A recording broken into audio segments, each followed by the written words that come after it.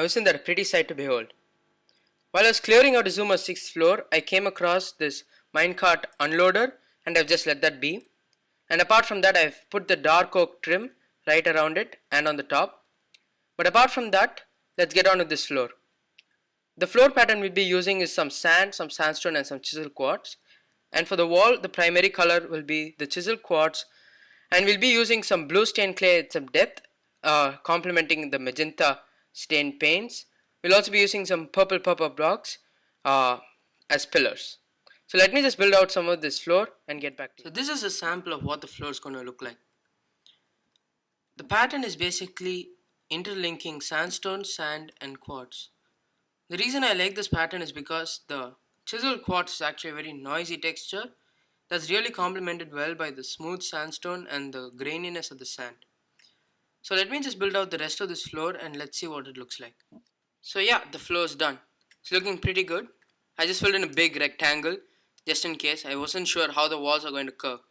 But apart from that, I also found out how exactly intertwined Azuma's base is, because I had to dig out a little bit and there's a water stream there. It was so annoying.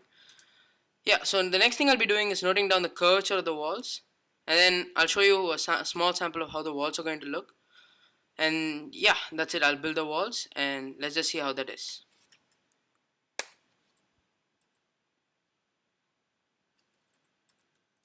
So here's a small mock-up of what's to come.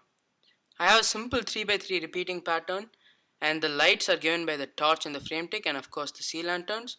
And I've also gone with some nice lime banners and some purple stained clay in the back to represent Azuma's colors. I have some flowing water there, but blocked by the magenta stained clay, paint even. But apart from that, there's a simple repeating pattern that I think is going to look nice. I considered using some purple blocks here just to add a touch, but I think they're too much. So yeah, let me just build the rest of this room and get back to you. Looking pretty nice, isn't it?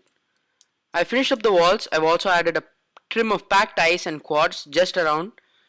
I've also added some simple purple blocks around the edges, and I finished up most of the room.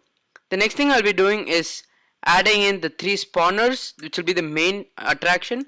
I'll be building a separate room over here with one zombie spawner there, one skeleton spawner there, and one zombie pigment spawner there.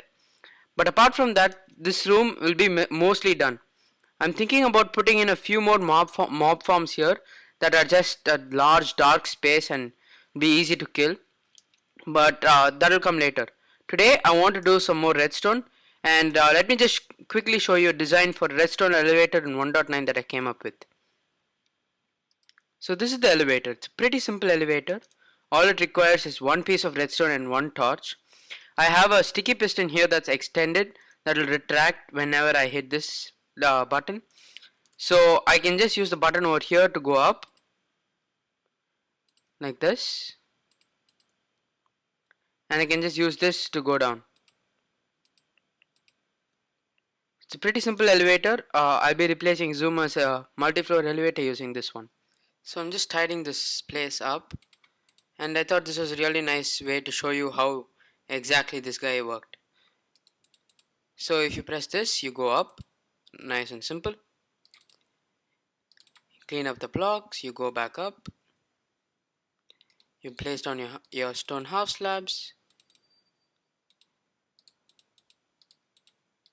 If you want to go down, you press that, go down again, and there you go.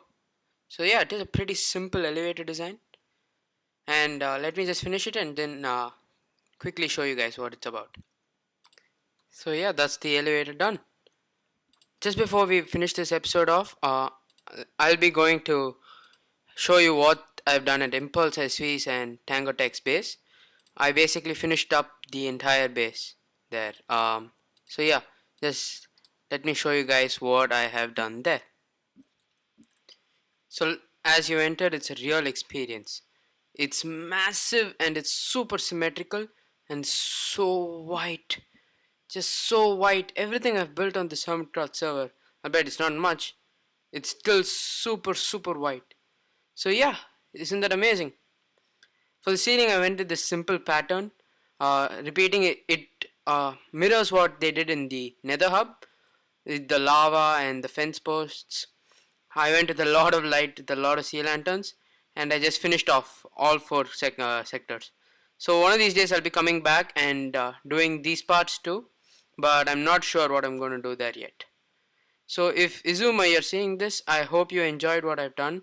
And in the next episode I'll be building the spawners, and that's about it. Thanks for watching X.